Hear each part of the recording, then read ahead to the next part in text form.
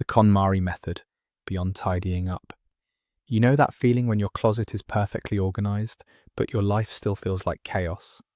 What if I told you that Marie Kondo's philosophy of sparking joy could revolutionize not just your space, but your entire approach to productivity? Most of us are drowning in commitments, tasks, and obligations that drain our energy instead of energizing us. We say yes to everything, keep busy work that serves no purpose, and wonder why we feel exhausted despite being productive. Today, we're going to transform your relationship with productivity by applying KonMari principles to every aspect of your work and life. The core of Marie Kondo's method isn't really about organizing, it's about intentional living and surrounding yourself only with what serves your highest good. When you pick up an item and ask, does this spark joy? You're really asking, does this align with who I want to be? So let's apply this same principle to your tasks, commitments, habits, and goals. Let's KonMari your entire productivity system. We'll cover 3 key areas: your tasks and commitments, your habits and routines, and your goals and aspirations. First, let's tackle your tasks and commitments. Think about everything on your to-do list, every meeting in your calendar, every project you're involved in. Marie Kondo suggests handling each item physically. For productivity, this means examining each commitment individually and honestly, asking yourself key questions. Does this task energize me or drain me? Does it align with my values and long-term goals? Am I doing this because I want to or because I think I should? Just like sorting clothes, start categorizing your commitments. Some will immediately spark that sense of purpose and excitement. Keep those. Others will feel heavy, obligatory, or misaligned with your values. These are your productivity equivalent of clothes that no longer fit. Here's where Kondo's gratitude practice becomes crucial. Thank these commitments for what they taught you, then let them go gracefully. The result? A cleaner, more intentional schedule filled only with commitments that truly serve your growth and happiness. Next, let's examine your habits and routines.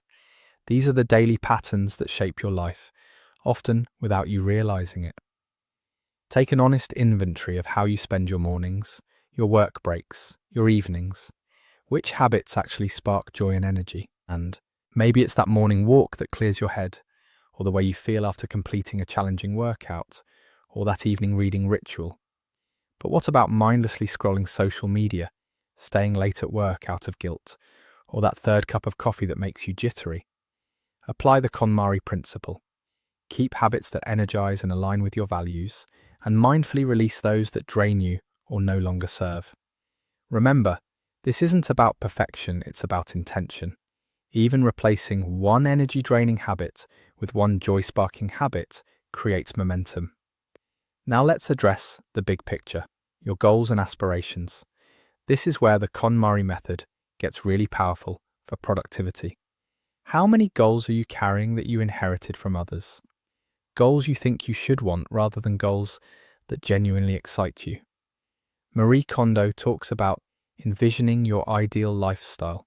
What would your ideal productive life actually look like? How would it feel? Get specific about this vision. Not just what you'd accomplish, but how you'd feel during the process. What kind of energy would you have?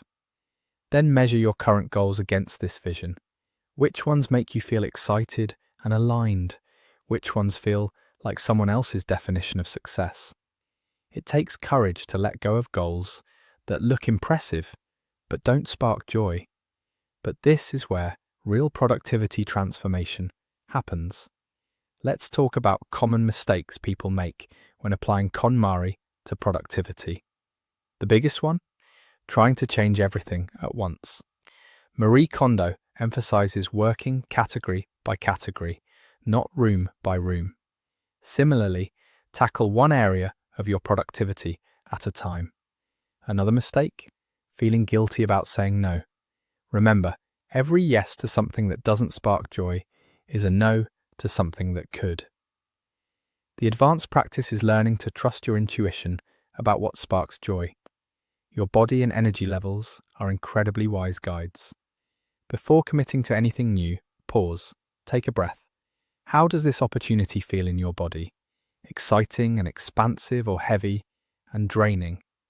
When you consistently choose what sparks joy, something magical happens. Your productivity stops feeling like grinding and starts feeling like flow. You'll find yourself naturally more focused because you're working on things that matter to you. More energized because you're not fighting resistance. Your schedule will have more breathing room. Your goals will feel more achievable because they're truly yours. Remember, this is an ongoing practice, not a one-time fix. Regularly audit your commitments, habits, and goals with the joy-sparking question. Start small. Pick one commitment this week that doesn't spark joy and either transform it or release it gracefully. Your life is too precious to spend on productivity that doesn't align with your deepest values and bring you genuine satisfaction. You deserve a productive life that sparks joy not just in the outcomes, but in the daily process of becoming who you're meant to be.